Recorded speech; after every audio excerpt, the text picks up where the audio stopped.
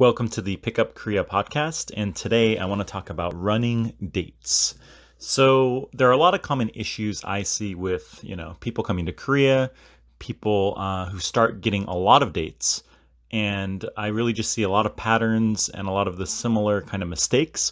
So I figured that today I could cover a little bit about what common mistakes people make when going on dates with Korean girls, and a few tips on how to fix those and what you should do to some sort of exercises and mindsets in order to get better on your dates, or in order to overcome these sticking points, right? So one really common issue is that guys will really drag on the dates like a really, really long time. For example, they might meet a girl at like 5 p.m.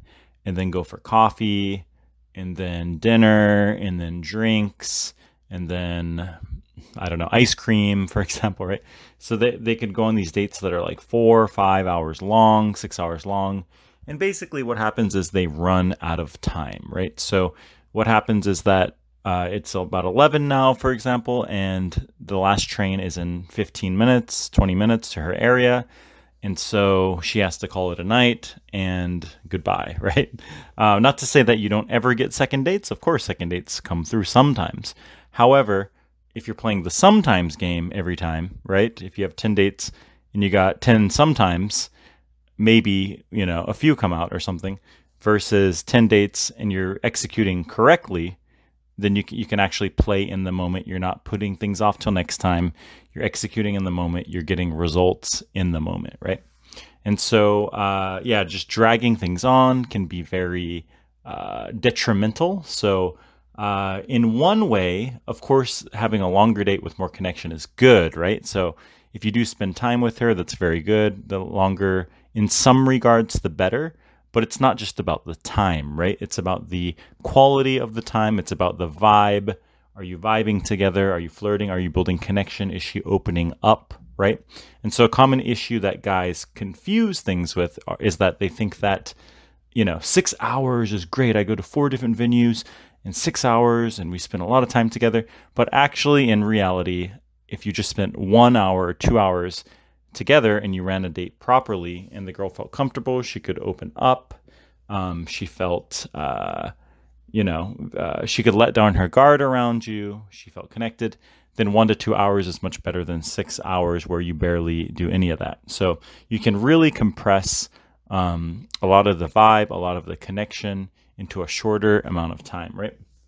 And that being said, of course, rushing a date often isn't very good. If you're just doing 20, 30 minutes or an hour and you're just running through the motions, then of course she's not going to feel comfortable yet. Of course it's going to seem rushed. Of course it's going to seem impatient, right?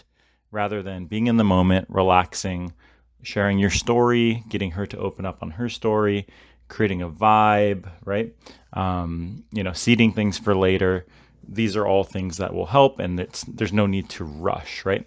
But at the same time, there's no need to fully drag things on forever, right?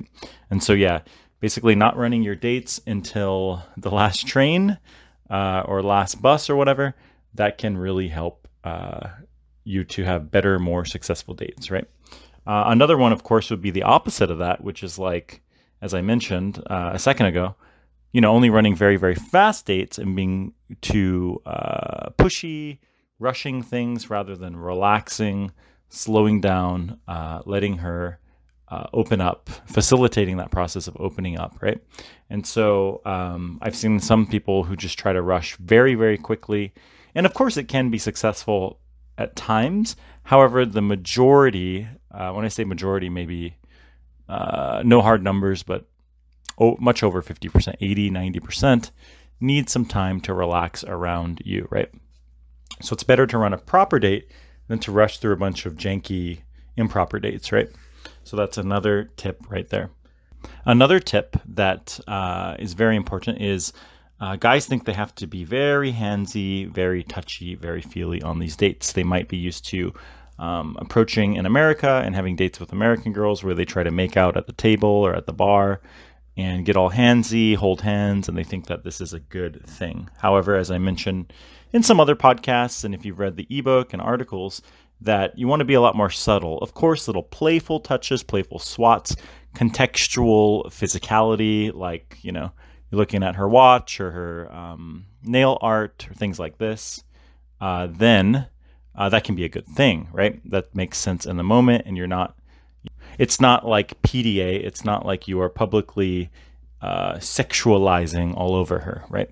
So, so yeah, having a little bit of playful physicality can be a good thing. However, being overly physical, overly sexual, more often than not, will not work in your favor, right? So that's another common issue. On the other hand, of course, you can really come off in the date as being very dickless, right? That being said, like, you're on the date, you're very smiley, happy, too friendly, too fighting for rapport. You really want it to work. You're really fighting for a connection. You're fighting for her to like you. You're being too friendly. You're being too smiley. And it just comes off as weak, fake, lame, really, right? It's an approach that a lot of guys take. And she's used to this kind of thing. These guys trying to supplicate to her and pretend they have a connection, fake being overly nice, right? And what it is, it just comes off that you're not actually nice. You just want something. You're needy. You are fake, right? And so that's not good at all. It's not good to be this overly friendly, overly smiley guy. And it really shows that you know, there's no range of emotional expression there. There's no emotional experience you're giving her, because you're giving her this lame, boring, predictable Ned Flanders nice guy frame, right? So that's not ideal. It rarely ever works out, and it's just something that you should stop doing, right? On the other hand, another date tip, as you know, it's a theme here. There's always like opposites, right? There's polarities. There's one end of the pendulum and the other end of the pendulum. And oftentimes, if you're on too far extremes of either one, it's not very good. So you either have to, if you're on one end, you have to kind of swing the pendulum fully the other way and learn when to scale back in the middle. Or if you're in the middle, sometimes it's good to, you know, for example, learn to be a bit more savage or learn to be a bit more empathetic. You really need to find out through how women are reacting to you, how your dates are turning out, right? And so, as I mentioned, being very friendly, being too nice is not a good thing. However, at the same time, being this overly negative guy or overly, you know, an ass clown or whatever, right? That can also not be good too, because, you know, you're very one-dimensional. You're this asshole. You're this joker. You're this clown. This entertainment, or what have you. However, she doesn't feel like she can relate with you. She doesn't feel like she can connect with you.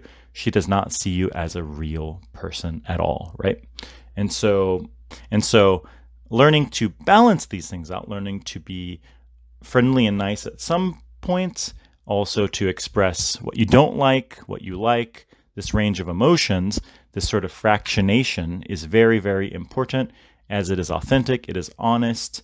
You know, talk about what you like, what you don't like, not complaining the whole time, but also not being this Ned Flanders guy the whole time. This fractionation shows authenticity. It communicates a range of emotions, and it allows her to experience something that isn't one-dimensional, something that is engaging, something that is an emotional experience, right? And so, yeah, that's a very, very, very common issue, to be this one-dimensional guy, right? Some other things on dates are leading. So after doing a lot of date shadowing modules, which if anyone is interested, you can drop me a line via email or on the website. And what this is I am able to either listen to or observe in person the dates you're going on and identify what your sticking points are, what your blind spots are that you probably haven't noticed, especially if you've been trying a lot to improve your dates. It can be very useful to have somebody with a lot of experience evaluate where you're fucking up, what the vibe is, and how to, what to work on to fix that, right? And so call that the date shadowing module. It is a one-on-one coaching thing that we can work out. So yeah, if you're interested, contact me for that. But anyways, one thing I see very often is they don't lead, right? So you want to be the Opa, you want to be the leader, you want to be the man who makes the decisions, right? And so if you show up and you're like, oh, where should we go? do you like pizza or do you like samgyeopsal, right? And where do you want to sit? Oh, what kind of meat do you like? Oh, do you like can you choose the alcohol? Can you choose the beer or soju? Which one do you want? So instead of all of this, you want to have some places picked out that you can lead her to. You want to lead to the seat. You want to lead the order, at least suggest something and see if she's against it, because then, of course, you can change, you can calibrate, you can lead again after that. But if you're always asking her to make the choices and she feels pressure to constantly be the one in charge, she does not feel like you're a real man. She does not feel led. She does not feel, that you're masculine presence, but rather it becomes sort of annoying, monotonous, sometimes even stressful for her to make these choices, right? And so in order to be the man, in order to be viewed as a potential date partner or sexual relationship, one needs to lead on these dates, right? And so this is a very, very important thing that I see very, very often, right? Another thing is, as I mentioned earlier, you don't want to be too negative. You don't want to be too polite and nice. Another thing, of course, is being too stupid or joking too much. So, of course, vibing is important. Being funny, being silly at times is extremely important. It helps to lighten things up, helps to ease up the mood. However, if you are constantly making this into a joke, of course, as I mentioned, you just come off as a joker. This is not ideal. This, it just becomes this entertainment dancing monkey show, right? And so, so this is something that, of course, you want to incorporate. As I mentioned, you want to flirt, you want to tease, but it does not want to be the majority of your date, right? Some other things that I notice that guys do are not really being in the moment, not really letting the girl talk or facilitating her investing, right? So sort of exploring what her experiences, where she's been, what she likes to do, letting her talk, but they'll often talk the whole time and talk over her, which is in some ways better than being, of course, silent and awkward, right? Because at least you're sort of leading this interaction. However, there's times you want to take your foot off the gas pedal, times you want to let her invest, let her talk, allow her or facilitate her to open up, allow her to invest. That way we're both participating in this interaction and she feels comfortable opening up, comfortable to reveal things that perhaps she only reveals to people she actually knows closely, not just, met for the first or second time, right? And so this is another very important detail, very important thing to keep in mind on your date, right? Don't be a conversational dictator, so to speak. However, you can and you should lead or facilitate the interaction, allowing her to open up along the way, right? So this is another very important detail. Another one that I notice is guys can often be afraid of showing intent, right? So what I mean is like afraid of giving her strong eye contact, afraid of flirting, afraid of giving her a compliment, afraid of showing interest on the date. And these are all important things, right? But of course you don't want to be staring at her with laser eyes the whole day. That's creepy, right? You don't want to be overly complimentary. That's creepy, overly flirtatious. You want to pepper these things into the date. You want to pepper these things into the interaction, right? You should not be afraid of them. However, it shouldn't be, obviously the whole date shouldn't be you laser eye contact complimenting her. That's creepy, right? And so as mentioned, you want to learn to strike a balance, not be on one end of the spectrum where you're just afraid to show any sort of intent, but then also not on the other end where you show zero intent, not on the other end where you're just all flirty eyes, flirty way of talking, flirty or complimentary verbals the whole time, right? So that also comes off as kind of nukihe, oily, greasy, and also like try hard or, things along these lines, right? That's another very, very important detail. Another thing that guys screw up on these dates are being a cheapskate. So I've noticed this a couple times recently where a guy will go on a date and he'll say, let's split it 50-50, right? That being said, of course, if the dates are going well, if you're doing two venues perhaps. So say you go to, let's say you go for example, pizza and beer, chicken and beer, and then you bounce for another place for some wine. Oftentimes, if you play the first round, she'll pay the second round, right? Or maybe she's having such a good time on round one, she pays there, you pay the second round. Or, every now and then, maybe you pay both rounds, right? However, being a cheapskate saying, oh, can we split this dinner 50-50? Or can you cover it? That often is not the right vibe. You are the one inviting her out on a date. So really coming off as this sort of cheapskate really is doing yourself more of a disservice. It comes off as kind of lame and weak. And if she's having a good time, the good news is if she's having a good time, you're running the date well, a lot of times they're going to offer to pay anyways, right? At least one of the rounds. So focus more on having the date be good and interesting and fun and a good time and a good vibe, because that will actually save you money rather than the other way around where you're just, you're trying to save money and coming off as a miser. That's never a good thing, right? And so that's another recent thing that I've seen. Okay, some other tips for dates are logistics. Of course, if you're meeting girls consistently for dates, then in that case, you should really be meeting them near your area, right? So say you live in Gangnam, you want to meet them around Gangnam area. Say station or wherever you live, right? Say you live in Hongdae, you want to meet them around Hongdae station, around Hongdae area, right? If you're going halfway around town to meet all of your dates, then really you shouldn't really expect much. A lot of times you won't know the area. You might not know the best places.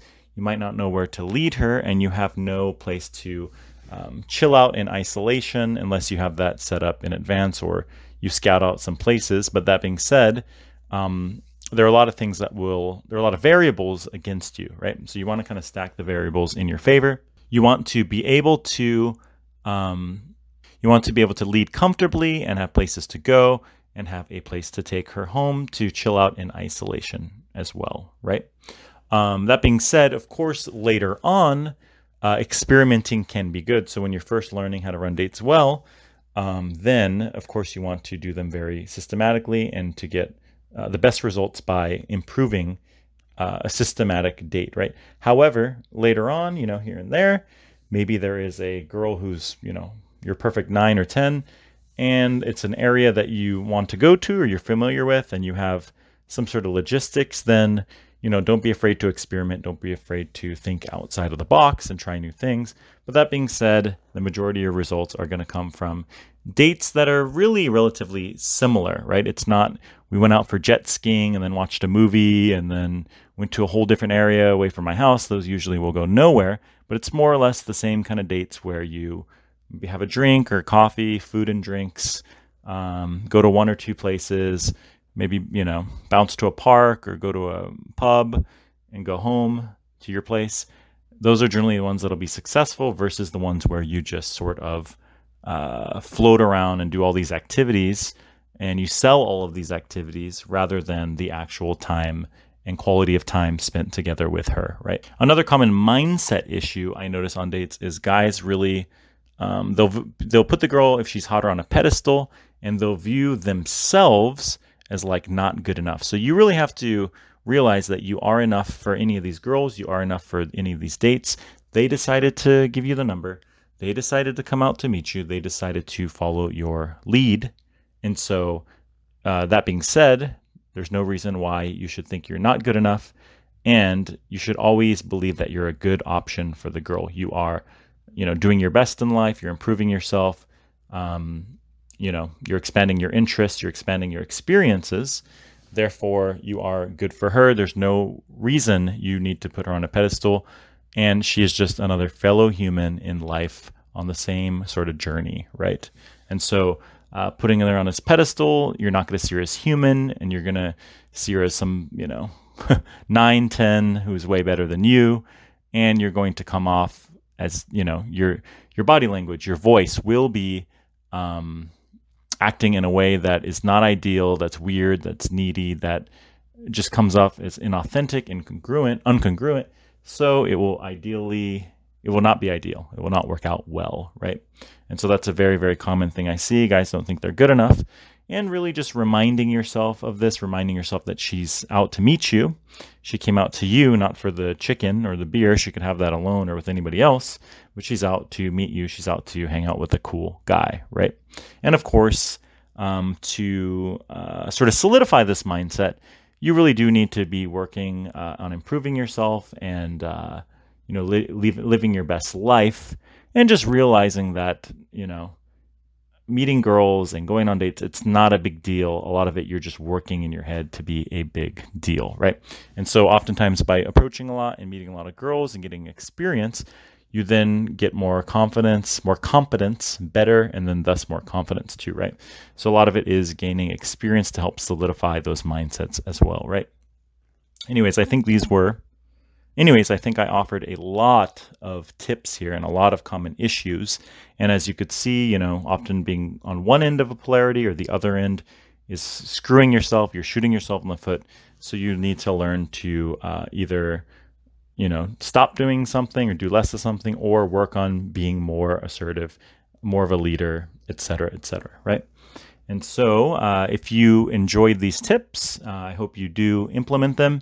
And if you want to get coaching on, so I hope that you enjoyed these tips. And if you want personal date coaching, I'm available. You can contact me at the email address below. And if you really enjoy these tips and want to read and learn more, there's the Pickup Korea ebook that has a whole section on dates with a lot more details and a lot more information that you can check out. So check that ebook out at the link below. And until next time.